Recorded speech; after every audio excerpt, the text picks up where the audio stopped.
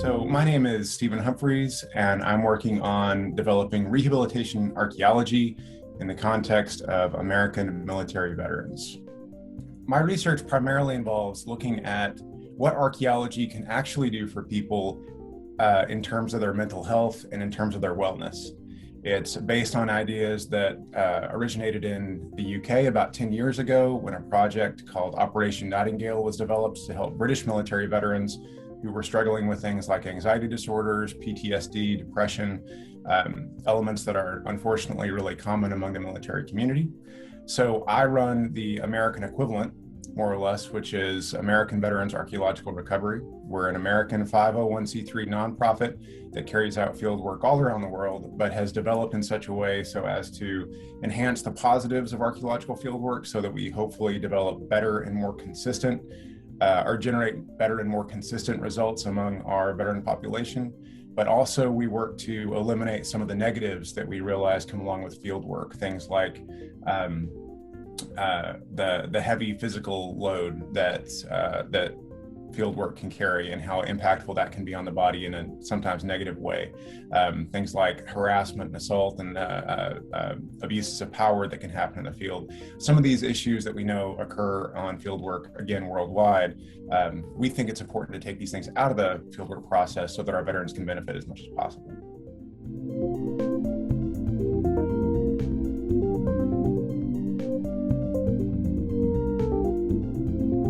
My favorite thing about the research that we do, and I think the most important thing about what AVAR is doing, is that it really does transfer outside of the context of just working alongside military veterans.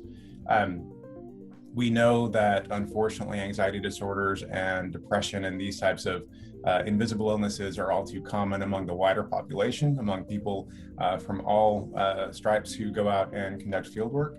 And I think what AVAR is doing can have a lot of profound impacts on civilian populations who are doing field work, both in terms of making field work better for those participants, and also, of course, for making field work have fewer negative impacts on those participants. So, for example, we've just run a section of courses alongside some occupational therapists and physical therapists from Sacred Heart University, who we work pretty closely with.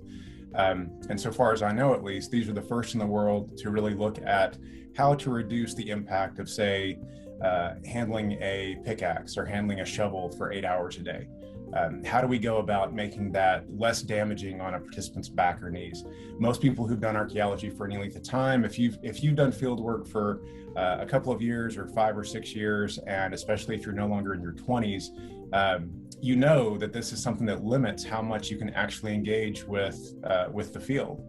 And so we're trying to make archaeology something that our participants can do for as long as they want to do it, with as little negative physical impacts as possible. And we're drawing on a lot of outside expertise in order to do that.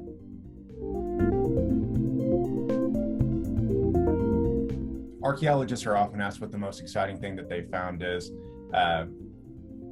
AVAR actually conducts quite a lot of field work. So this year alone, in 2021, we've got a recovery project in Southern England that we're going to work on alongside the University of York. We've got 2 recovery projects happening in Sicily. We've got a project on the Revolutionary War battlefield of Saratoga. So we do a lot of sites and a lot of really interesting sites because thankfully people want to provide veterans with these opportunities to do some really neat things. That being said, I think the most interesting thing that I've ever come across for me is really having a successful and positive impact on participants. And I know that might sound corny, but when you get to the end of a dig and someone comes to you and says that the honestly immense amount of work that goes into planning a project and carrying out a dig, when someone comes to you and says that that actually made a real difference in their life and has impacted them on a personal level, that really brings a new dimension to archaeology that isn't always there. I've been in a couple of university environments up to this point. I've been in some form of postgraduate study for about the last dozen years or so. So I've been doing this for a little while. And in all honesty, I've never been in an environment yet that was as full of people who really are supportive of your work as in the University of York. And that doesn't just mean they're interested in it. That means that they really want, from my perspective, they want what I'm doing to succeed, and they're willing to do what they need to do in order to help that work succeed. And I think that's a rare thing, and I think it's something that's pretty unique to the University of York in my experience. So definitely a very positive experience for me so far.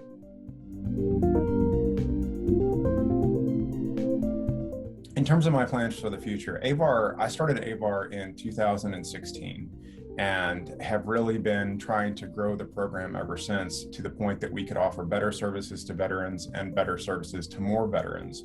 And in all honesty, the future is pretty bright. So in 2016, for instance, our entire budget was about $2,000 US. And some of that came from my bank account. So we were really working on a shoestring budget, is probably too much of an exaggeration at that point. And going from that point with a single dig to where we are now, and to the point where we're able to engage with the University of York, the Defense POW MIA Accounting Agency, which is a major American federal agency, the American National Park Service, now the Texas Historical Commission, some of the other professional partners that we're able to work with, and some of the services that we're able to provide the veterans, in terms of we're the only archaeology program in the world that has a mental health clinician on full-time staff. As I mentioned, we're able to work alongside occupational and physical therapists now. So the resources that we're able to bring in have just exponentially increased, as has kind of our funding in order to carry out our own fieldwork projects, instead of just partnering with these larger agencies. That allows us to really adapt fieldwork, obviously bringing best practices from professional archaeologists into play, but really adapt archaeological fieldwork so that it best suits the needs of participants, which I think is an area that's been missing for quite a long time, if it's ever been present. So I think for us, the future looks like AVAR getting bigger, AVAR getting better, AVAR having access to more sites, and really doing a better job of training up our participants to allow them to excel in the way that they want to excel. So for me, this is really my life's work, is making archaeology something that really helps the people that are doing it.